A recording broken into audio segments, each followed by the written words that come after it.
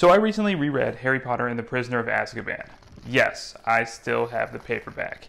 After plowing through all 435 pages, I realized I forgot so much about this book. Here are 8 things you forgot about Harry Potter and the Prisoner of Azkaban. I bet you forgot that Harry Potter and Cho Chang first met on the Quidditch pitch. It was during the second game of the season, and Cho was the only girl on the Ravenclaw team. The book states that she was shorter than Harry by about a head, and Harry couldn't help but notice how nervous he was, and that she was extremely pretty. She smiled at Harry, and the team faced each other before the captains shook hands. So, not only did Harry Potter catch the snitch that day and beat Ravenclaw, but it's pretty obvious that's the first time he caught feelings for Cho Chang. I'm also willing to bet that you forgot Harry got his Firebolt that year on Christmas Day. I know the movie says that he gets it at the end of the school year and they have the big flyaway to end the movie, but in the book he got his Firebolt on Christmas and he and Ron were so excited, but Hermione was skeptical. So skeptical, she went to Professor McGonagall and told her that Harry got this Firebolt from someone. It had no note, had no letter saying who it was from. And if you remember, Harry got his Firebolt taken away for a couple weeks, and Ron and Harry were not happy with Hermione. They bickered for weeks. They didn't talk at times. It really separated our 3 friends between the 2 boys and Hermione after this happened. I bet you also forgot that Cedric Diggory's first Quidditch match was the infamous Dementor game. Oliver Wood warned Harry about Hufflepuff's new Seeker, their new captain, heading into that game, and we all know Gryffindor lost because of the Dementors. But that was Cedric Diggory's first Quidditch game, and by all accounts, he would only play 3. And based on what I read in the book, it appears Hufflepuff lost to Slytherin and lost to Ravenclaw later that year. I'm willing to bet you also forgot, in Chapter 15, the Quidditch Final, Slytherin switched up its tactics in order to try and stop Gryffindor. Slytherin had a 200-point lead heading into this match, so they just couldn't lose by 210, which they did, by the way.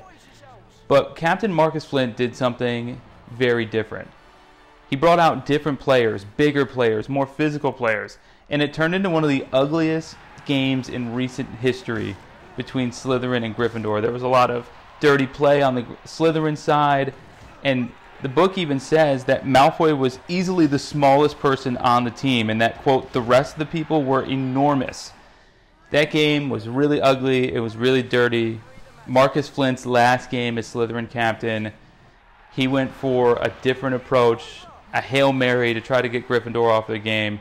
Gryffindor won 230-20. Going back to that Ravenclaw game, after losing to Hufflepuff, Gryffindor obviously needed a big win. There was a lot of pressure going up against Ravenclaw. They win the game, but at the end of the game, 13-year-old Harry Potter experienced something that I don't think he'd ever experienced prior to that. All 3 chasers, Katie Bell, Alicia Spennett, and Angelina Johnson, all gave Harry a big kiss after he caught the snitch in that game. So there he is, 13 years old, huge game, a lot of pressure, and all 3 of the women on the team reward him with a big kiss at the end. Being 13 years old, that must have been a pretty interesting experience for him. I bet you also forgot that Lee Jordan and Fred and George Weasley were really good friends. It's not really shown in the movies much, but those 3 were really good friends all throughout the book.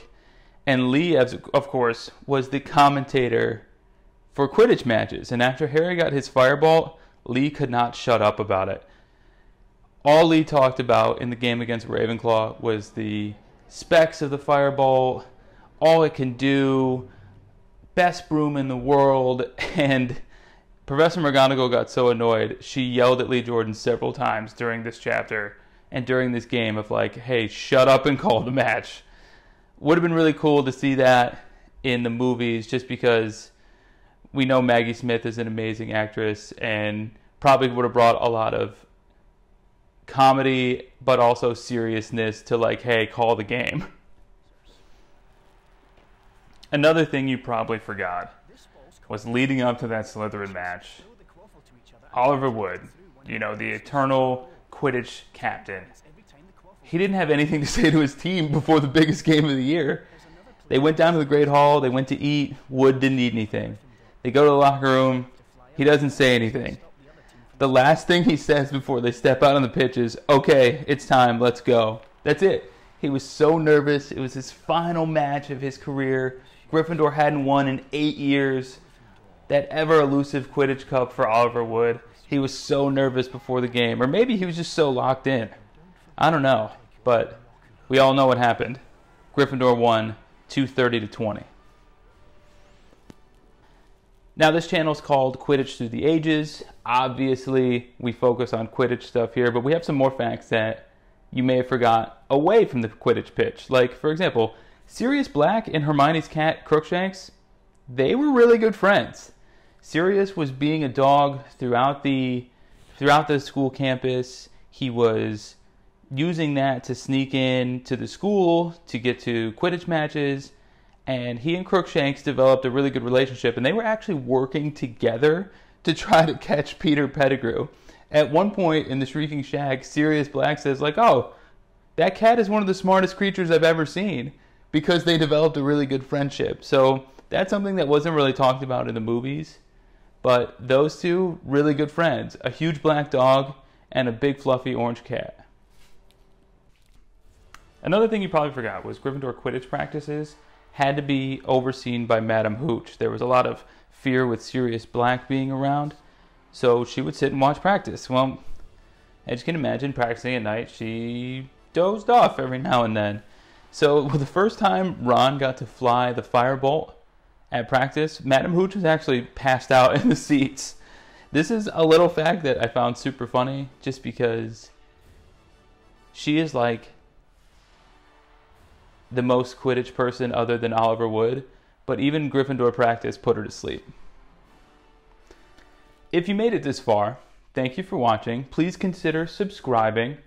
This channel is dedicated to Quidditch facts, nostalgic video games, and whatever else from the Harry Potter world that I find interesting.